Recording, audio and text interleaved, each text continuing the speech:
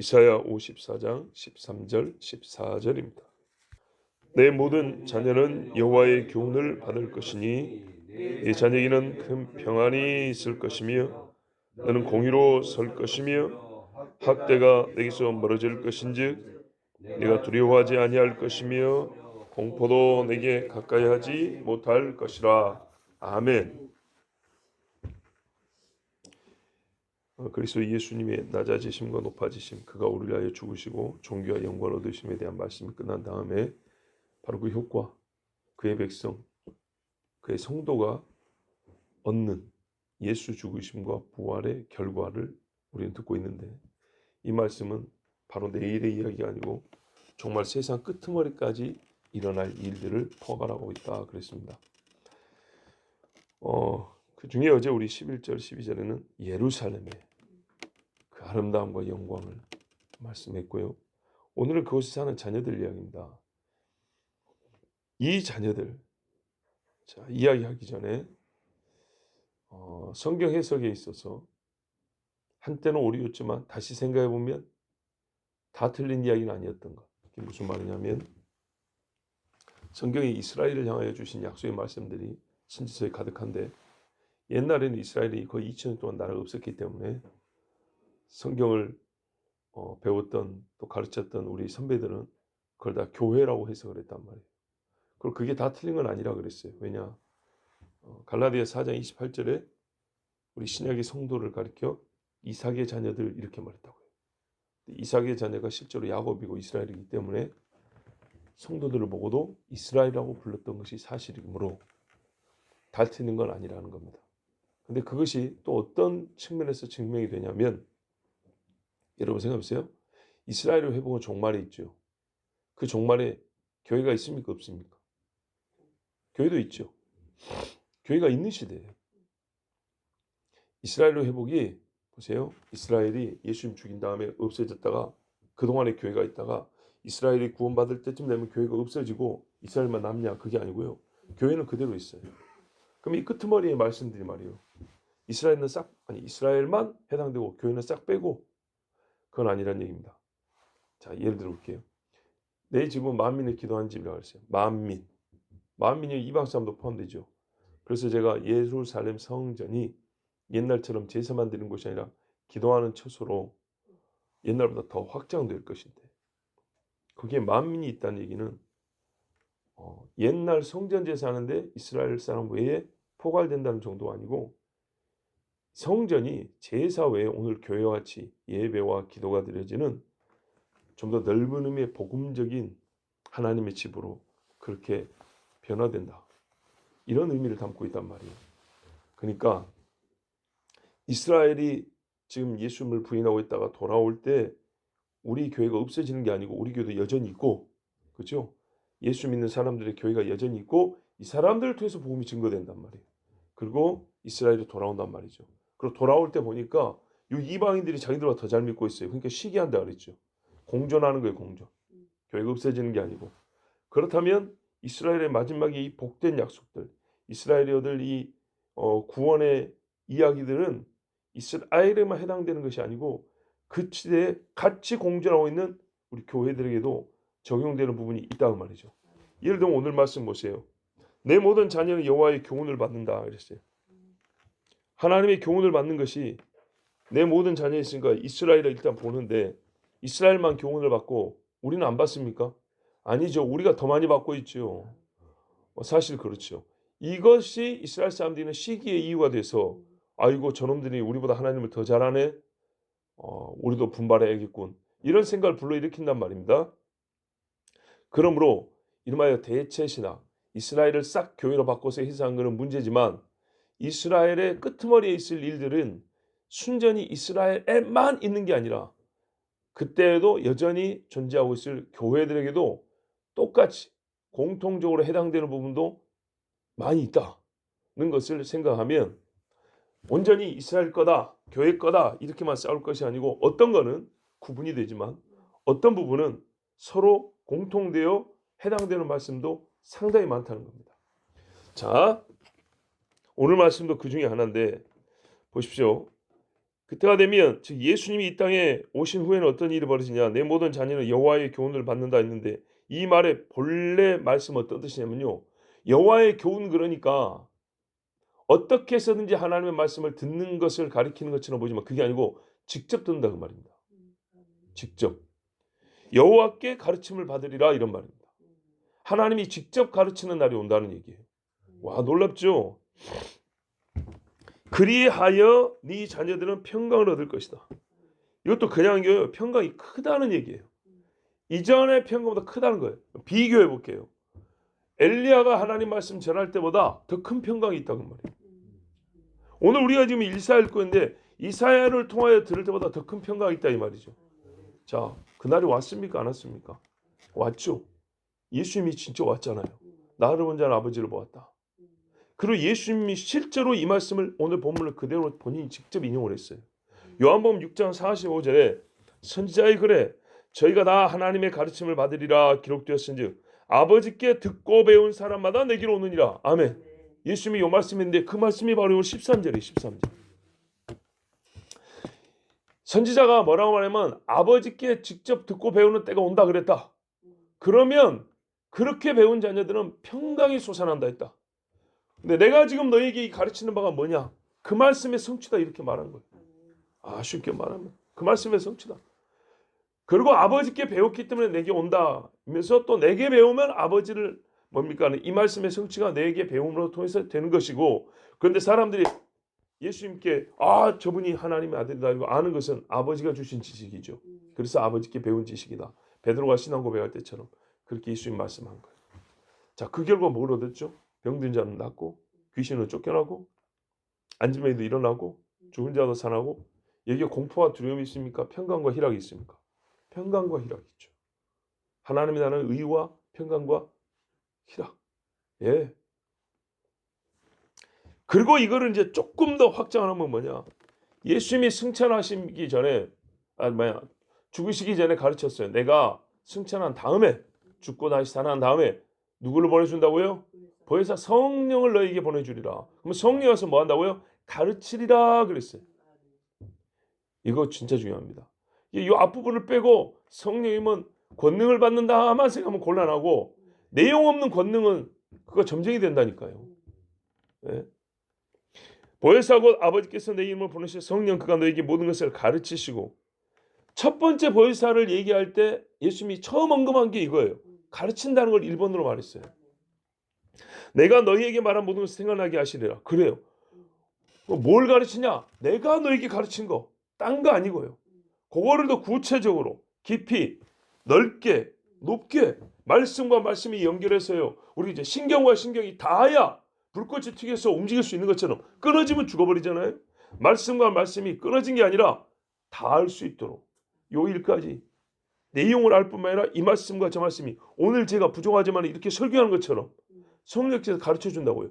이 말씀과 저 말씀이 이렇게 연결된다고 가르쳐. 이것도 성령이 하시는 거라고. 평안을 너에게 끼치노니. 이야 이거 그 다음이에요. 내가 너에게 말한 모든 것을 생각나게 하시리라. 평안을 너에게 끼치노니 곧 나의 평안을 너에게 주노라. 내가 너에게 주는 건 세상이 주는 것 같지 아니하다. 그래서 너희는 마음에 근심도 말고 두려워하지도 말라. 오늘 요 14절까지 이어지는 말씀입니다. 그러니까는 사람이 얻는 평강은 어디서부터냐? 하나님의 말씀을 들음으로부터라는 거예요. 시편 119편 165절에도 주의 법을 사랑하는 자에는 큰 평안이 있으니 저에게 장애물이 없으리다 그랬어요. 자, 예레미야가 이 말씀을 또 비슷하게 예언을 했습니다. 선지자들은 한 영으로 감동을 받았기 때문에 같은 말씀을 반복하여 예언하되 다른 언어, 다른 표현법. 어떤 분은 좀 깊게, 어떤 분은 좀 넓게. 자, 예레미야 31장 31절 이하에 우리가 잘 아는 새 언약에 대한 말씀인데 이 새 언약에 요 내용이 들어있어요. 바로 이 내용이 새 언약의 내용인 것도 맞아요. 나 여호와가 말하노라 보라 날이 이르리니 내가 이스라엘 집과 유다 집에 새 언약을 세우리라. 나 여호와가 말하노라 이 언약은 내가 그들의 열조의 손을 잡고 애굽 땅에서 인도해 내던 날에 세운 것과 같지 아니할 것은. 그러니까 새 언약이죠. 내가 그들의 남편이 되었어도 그들이 내 언약을 파하였습니다. 나 여호와가 말하노라 그러나 그날 후에 내가 이스라엘 집에 세울 언약은 이러하니. 자 이제 새 언약을 보십시오. 곧 내가 나의 법을 그들의 속에 두며 내 마음 그 마음에 기록하여 하나님이 직접 그들의 속에 있다 하나님 말씀을 담아둔다 그러죠. 가르친다는 얘기예요. 나는 그들의 하나님 되고 그들은 내 백성이 될 것이라. 그들이 다시는 각기 이웃과 형제를 가리켜 이르기를 너는 여호와를 알라 하지 아니하리니. 왜? 배웠기 때문이에요. 이는 작은 자로부터 큰 자까지 다 나를 알미니라. 내가 그들의 죄악을 사하고 다시는 그 죄를 기억지 아니하리라. 이게 별개가 아니고 이게 한날에 일어난 일이에요. 한때에 같이 일어나는 거예요. 하나님을 아는 지식이 있으면서 회개하는이 있고 그 마음에 하나님의 법을 새기는 일. 이거는 한 세트로 일어난 일이에요. 여호와의 말이니라. 나 여호와는 해를 낮에 빛으로 줬고 달과 별들을 밤의 빛으로 규정하였고 바다를 격동시켜 그 파도로 소리치게 하나니 내 이름은 만군의 여호와니라. 내가 말하노라. 이 규정이 내 앞에서 폐할진대. 자, 하늘과 해, 달, 별, 바다의 법이 바뀐다면 이스라엘에 대한 내 법도 바뀐다 하자. 바뀔까요? 안 바뀔까요? 안 바뀌죠. 내 이름은 만군의 여호와니라. 내가 말하노라. 이 규정이 내 앞에서 폐할진대 이스라엘 자손도 내 앞에서 폐함을 입어 영영이 나라가 되지 못하리라. 나 여호와가 이같이 말하노라. 위로 하늘을 측량할 수 있으며 아래로 땅의 기초를 탐지할 수 있다면 내가 이스라엘 자손에 행한 모든 일을 인하여 그들을 다 버리리라. 자, 우리가 하늘 꼭대기에 올라갑니까? 땅 밑바닥까지 내려갑니까? 못하죠. 할 수 있으면 이스라엘도 패한다. 못하니까 안 패한다는 얘기예요. 예. 내가 이스라엘 자손에 행한 모든 일을 인하여 그들을 다 버리리라. 여호와의 말이니라. 나 여호와가 말하노라. 보라, 날이 이르리니 이 성을 하나넬 망대에서부터 모퉁이 문까지 여호와를 위하여 건축할 것이라. 자, 이 날이 언제라고요? 예루살렘 성이 새로 건축되는 때라고. 측량줄이 곧게 가렙산에 이르고 예루살렘 주변에 가렙산이 있어요. 고아 방면으로 돌아 시체와 제의 골짜기, 우리가 아는 흰놈의 골짜기, 쓰레기 버리는 골짜기, 이런 골짜기 있죠. 기드론 시내에 이르는 데까지 와 동평 말문 목통에 말문이 있어요. 이스라엘의 마문 모퉁이에 이르기까지 모든 밭에 이르니 다 여호와의 성지가 되고 영영이 다시는 뽑히거나 전복되지 아니하리라. 아멘. 그러니까 이 말씀과 제가 길지만 읽은 이유가 이거예요. 영적 회복만 있다는 게 아니고 땅에 안녕이 있고 이스라엘 그 예루살렘의 땅의 경계가 전쟁 높고 이제 침략도 받지 않는 그때가 되었을 때 온전히 이스라엘 사람들에게 새 언약이 완성된다 그 말입니다. 그때 일어나는 특징 중에 하나가 뭐냐 했더니 사람들 사이에 여호와 하나님에 대하여 가르칠 필요가 없대요. 서로 너무 잘 알고 있기 때문에 하나님에 대한 지식이 충만해서 서로 가르치거나 배울 필요가 없을 정도에 이른다는 거예요. 그렇지 않습니까? 우리가 하나님에 대해서 다 알고 있다면, 하나님이 우리에게 알라고 한 만큼 다 알고 있다면 뭔 더 배움이 필요하고 우리 삶에 무슨 죄로 말미암은 형벌과 고통이 있겠습니까? 자, 그래서 14절 보세요. 너는 의로 설 것이며 의 안에서, 의는 그리스도 예수로 말미암아 주어지는 거죠.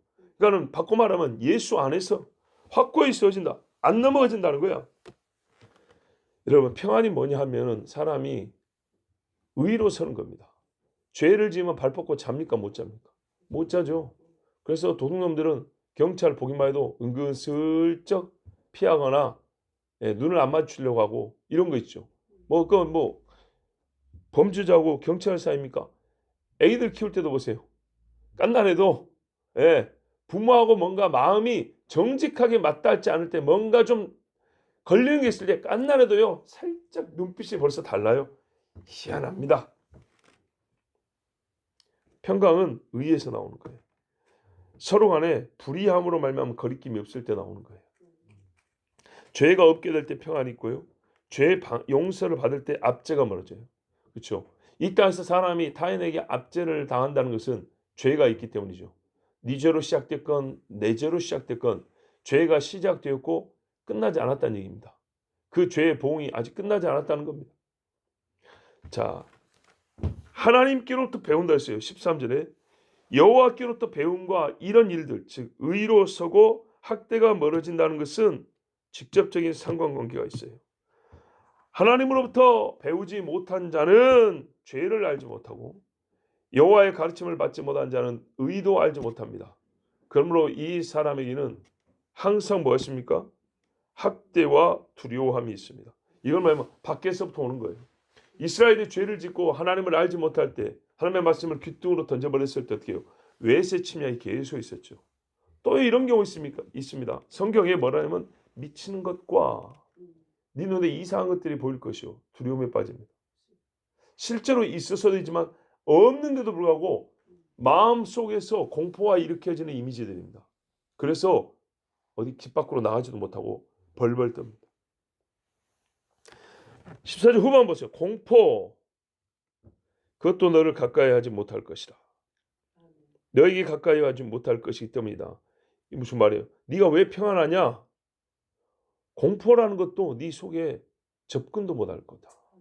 공포는 여러분 내면의 문제잖아요. 압제는 밖에서부터 오는 거지만 공포는 내면이에요.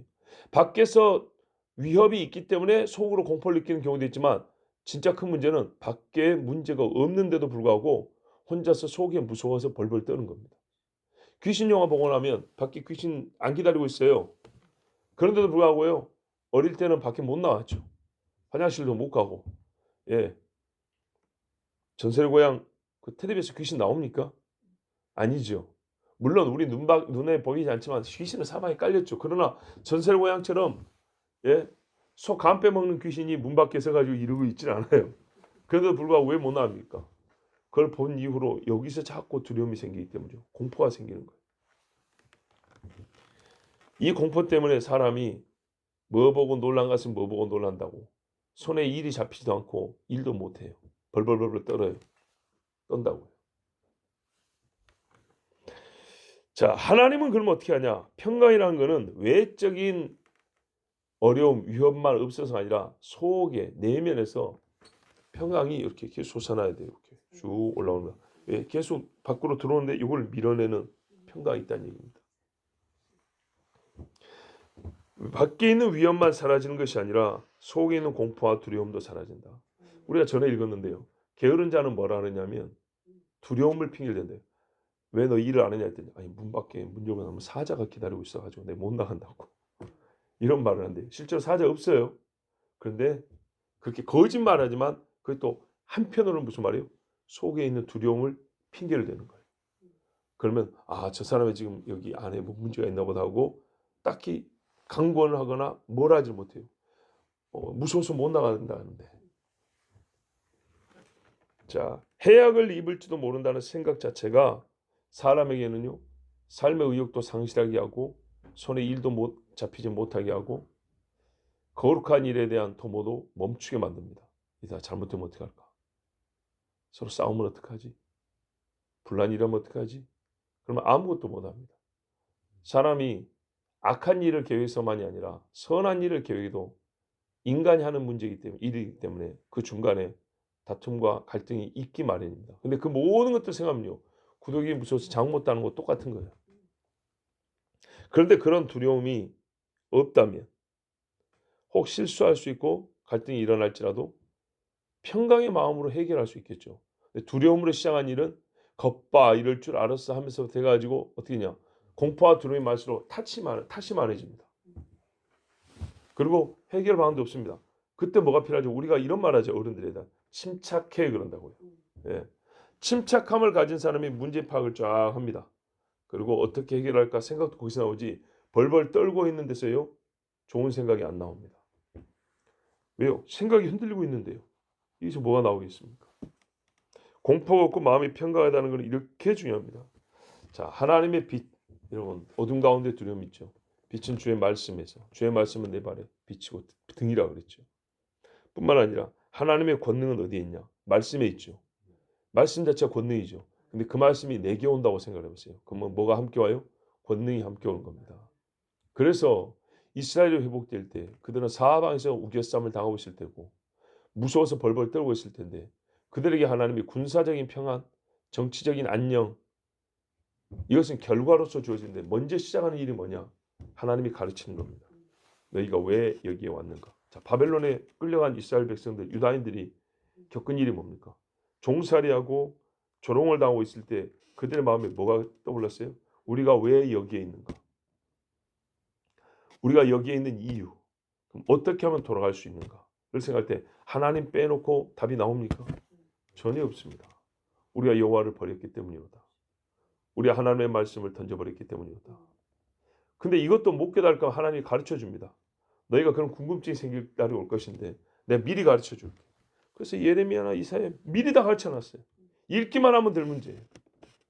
자, 이렇게 해서 하나님은요 직접 귀에 들려주시다고 글로 기록해서 가르쳐주고 선지자들을 보내서 외쳐서 가르쳐주기도 합니다. 예수님 이후에는요 사도들이 이것이 뭐예요? 성령을 받아 예수님이 하신 일을 그대로 하는데 사도들이 가서 하나님의 말씀을 가르쳐 주었습니다. 그래서 교회는 이스라엘에서부터 시작됐습니다. 교회는 예루살렘에서부터 시작됐습니다. 그리고 세상 만국으로 퍼져나갔습니다. 자, 오늘 오신 분들을 위해서 말씀의 본문은 설교가 끝났습니다. 그래서 어쩌라고요? 어떻게 한다고요? 어쩌라고요가 아니고요. 하나님이 하실 일을 지금 말씀하는 거예요. 하고 계시는 일을 우리가 지금 배웠어요. 그렇다면 우리가 해야 될 일은 수용입니다. 말씀을 받는 것, 그리고 지금처럼 아멘 하는 겁니다. 거기에 더하여 이제 말씀과는 조금 다르지만 오늘 오신 분들을 위해서 특별히 하나 더 해드리고 싶은 말씀이 있어요. 교회는 이스라엘에서부터 시작됐다 그랬죠. 유대와 사마리아와 유대와 예루살렘, 유대, 사마리아 땅끝까지 이 땅끝까지 그러니까는 이스라엘 밖으로 교회가 퍼져나갈 때 이스라엘 밖으로 교회가 퍼져나갈 때 성경에서 보면 제일 크고 왕성하게 복음 활동이 있고 교회가 세워진 나라가 있습니다. 그건 도시죠. 안디옥은 교회 도시. 나라로 말한다면요. 안디옥은 옛날 이름 해놓고 터키로 또 현재 이름을 말하면 어딜까요? 아니 안디옥이 어디에 있어요? 어디요? 안디옥이 터키입니까? 아니에요. 성경에 수리아 안디옥이라고 했어요. 수리아 안디옥. 시리아. 네. 수리아 안디옥. 시리아 안디옥. 더 옛날로 하면 국경선은 똑같지 않지만 옛날 구약시대로 아람. 딸 이름이니까 꼭 기억하세요. 안디옥은 아람 땅에 있는 거예요. 여기에 큰 교회가 있었죠. 그렇죠? 지금 시리아라는 나라의 전신이라고 하시는 그곳에요. 제일 큰 교회가 있었어요. 그뿐인가요? 그뿐인가요? 잘 보세요. 성경을 읽고 하나님의 말씀이 어떻게 이루어지는 걸 잘 보세요. 바울이 예수 믿는 자들을 잡으러 맨 처음에 활동했던 데가 어디죠? 맨 처음 활동한 데. 예루살렘. 자, 예루살렘에서 활동했죠. 네. 그 다음에 어디로 갔어요? 그 다음에 다메섹이죠. 다메섹이 어디 있어요? 시리아, 터키가 아니고 시리아. 그럼 봐보세요. 안디옥도 시리아, 다메섹도 시리아. 지금 다마스쿠스 시리아 수도. 왜 거기로 갔을까요? 거기 예수쟁이가 많으니까. 이게 참 여러분, 그러니까 우리가 성경과 세계의 역사를 본다는 게 유명한 강사들 이야기만 듣지 마시고 우리가 성경 보면 다 보인다니까요. 보이는 거예요. 어려운 게 아니에요. 다메섹이 어디냐면 시리아라고요. 시리아인데 바울이 거기로 예수 믿는 사람들 잡으러 갔어요. 바울 같은 열심히 사람이 찌끄리들 잡으러 갔을까요? 유명한 사람, 많은 사람 잡으러 갔겠죠. 공문까지 얻어가지고. 예루살렘 다음 간 데가 다메섹이라고요. 그 말은 뭔 말이에요? 우리 2000년 안 살아봤지만 이런 일들에서 추정해보고 그 논리를 생각해보면 거기 예수님이 많고 컸다는 거죠. 공동체가 컸다는 거죠. 허탕 치질 일이 없다 하면 무조건 잡아온다는 거죠. 결정적 한 방을 먹일 수 있다는 거죠. 어디가요? 시리아가. 수리아가 옛날로 하면 아람이 말입니다. 거기 있다가 아라비아 반도 사막 광야로 가지고 있다가 다시 또 다메섹으로 왔네. 그렇죠? 바로 지근거리에 안디옥과 다메섹이 다 지금 시리아 땅이에요. 거기에 옛날에 이방인 교회에 대붕이 있었고 선교의 전초기지가 세워졌다는 거예요. 예루살렘 다음이 어디냐? 이스라엘 땅 다음이 맨날 치고받고 싸웠던 시리아인 거예요. 시리아. 놀라운 이야기죠. 지금으로 국경선을 나눈다면 옛날에 지금 국경선 레바논도 거기 돌아갈 거고. 그래서 여러분 레바논이 한 70%가 예수 믿는 나라였다. 그러다가 정변이 일어나 가지고 예수 믿는 사람들이 다 쫓겨나고 교회가 없어지고 그런 일이 있었지 않습니까? 근데 옛날로 말하면 다 시리아인데 그 대도시 두 개에 어마어마한 교회가 세워졌다는 겁니다. 자, 이게 왜 중요하냐? 봐보세요. 성경에 보면 어떤 말씀이 있냐? 제가 지금 주소는 정확히 생각 안 나는데 이사야인가 예레미야인가 어디 보면 다메섹에 관한 경고라가 있어요. 다메섹에 관한 경고라가 있는데 뭐라고 되어 있냐면 너희가 바다 해변에서부터 벌벌 떠는 일이 벌어질 거라 그랬어요. 자, 거기 바닷가 있죠. 지중해 바다. 전쟁 이야기입니다. 그런데 뭐라 하느냐? 아름다웠던 성이요. 진리의 성이요. 근데요, 한번 생각해 보세요. 우리가 구약 성경만 보면 다메섹이 무슨 진리의 성입니까?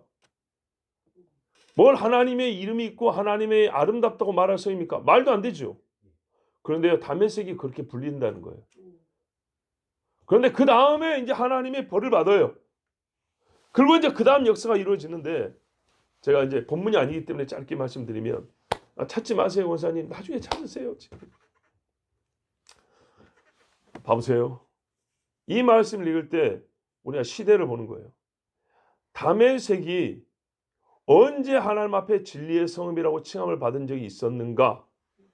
아람이 언제 진리의 성읍이라고 칭함을 받은 적이 있었는가? 요거를 그대로 읽어버리고 구약 시대만 보면 그런 날이 없거든요. 그러니까 이거는 헛발질하기 좋아요. 해석한다고 하면서.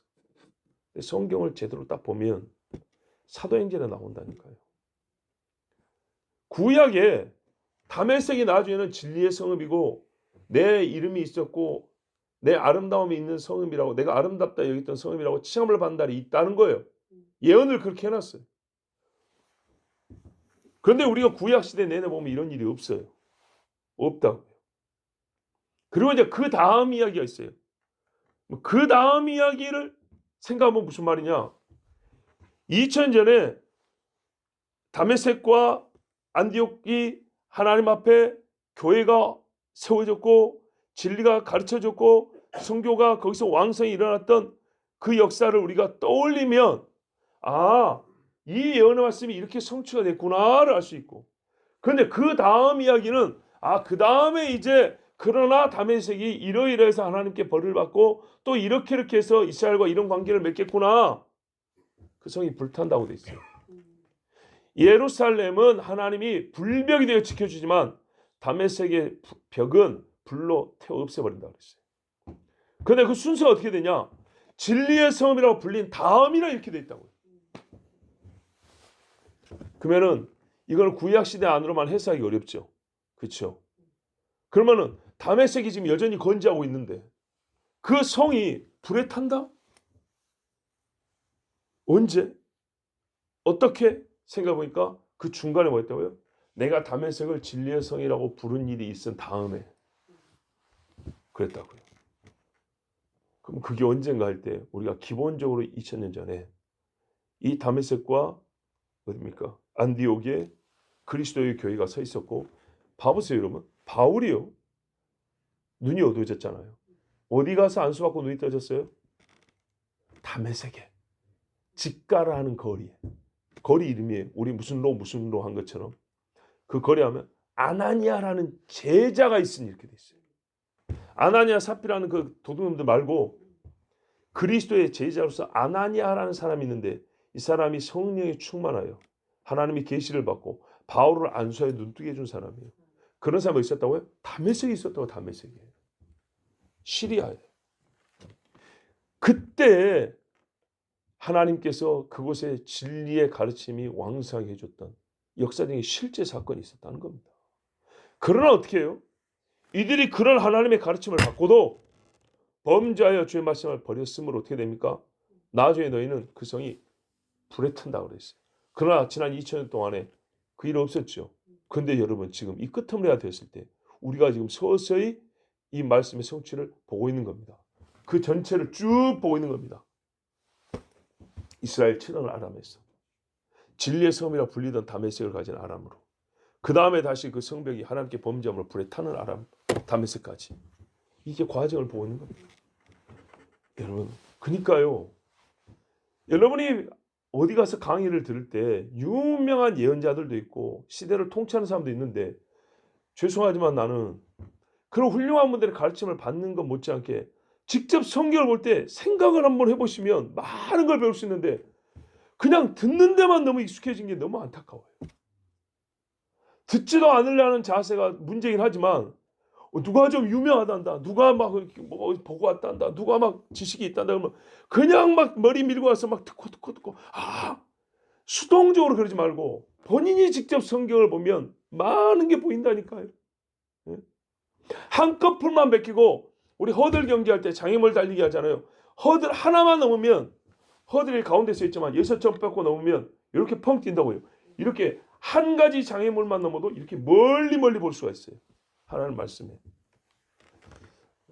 오늘 좀 많이 나오셨기 때문에 이 다메섹에 관한 성경 말씀의 이해와 통찰을 조금 좀 더 드리는 것이고, 성경을 읽고 우리가 시대를 깨우치는 것, 보는 관점들, 보니까 저희 집에서도 시대적인 안목을 갖고 있다는 사람들의 그 강의들을 많이 듣고 설교들도 많이 듣더라고요. 그때마다 한편 좀 제가 아쉬운 것들이 있었어요. 섭섭한 것도 있고 아쉬운 것도 있고 한데, 여러분에게 그 중에 한 가지를 이렇게 해서 좀 권합니다. 왜요? 나는 우리 교회 목사니까 우리 교회 성도들한테 필요한 걸 가르쳐 줘야죠. 하나님이 가르쳐 준다 그랬잖아요. 내가 너에게 가르쳐 준다 했으니까 뛰어난 선생님들의 가르침을 배우면서도 하나님께 여쭤보세요. 읽으면서. 그러면은 참 많은 것을 보여주실 겁니다.